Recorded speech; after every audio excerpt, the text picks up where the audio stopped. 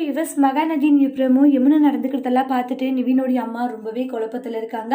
இங்கே என்ன நடக்குதுன்னு ஒன்றுமே புரியலையே. இந்த யமுனா என்ன இப்படியெல்லாம் பேசிட்டு இருக்கா, இப்படியெல்லாம் பண்ணுறான்ட்டு ரொம்பவே டென்ஷன் ஆகுறாங்க. உடனே ஆண்டி என்னாச்சியே ஒரு மாதிரி இருக்கீங்கன்றாங்க.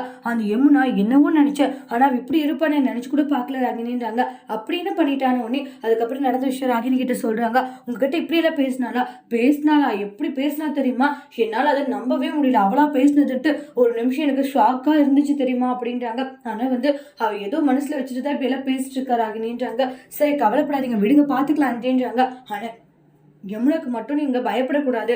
நீங்க பயந்தீங்க அதுக்கப்புறம் அவ்வளவுதான், அவளுடைய அடிமையில நம்ம இருக்க வேண்டியதா இருக்குன்றாங்க. எப்படி இந்த பிரச்சனையை நம்ம சரி செய்யணும், அவளை கொஞ்சம் கொஞ்சமா உங்க கண்ட்ரோல்ல வச்சுக்கோங்க, வச்சுட்டு அப்புறம் நீங்க பண்றதுதான் இந்த வீட்டுல ஆட்டோன்றாங்க. ஆனா இந்த வீட்டை பொறுப்பு அவ கையில் விட்டுட்டீங்க, அப்புறம் அவ்வளவுதான் ஆண்டி, நம்ம நினைச்சது நடக்காதுன்னு ராகினி ஒண்ணு கரெக்டா சொல்றாங்க.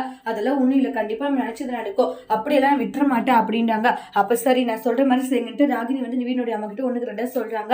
அவனுடைய அம்மாவும் சரி நீ சொல்ற மாதிரி நான் எல்லாமே பண்ணிடுறேன் அப்படின்ட்டு ரொம்ப சந்தோஷப்படுறாங்க. ஆனா இதை நம்ம யமுனா விட்டு கேட்டுட்டு, ஓ அப்ப ராகினி தான் அத்தை கிட்ட எல்லாம் ஒண்ணுக்கு ரெண்டு சொல்லி கொடுத்து அத்தியோட மனசு அப்படி கெடுக்கிறாளா, ஃபர்ஸ்ட் இந்த ராகினி ஏதாச்சும் பண்ணணும், இவ இருக்கிறதுனால தேவையில்லாத பிரச்சனை நடக்குதுன்ட்டு கோவப்படுறாங்க.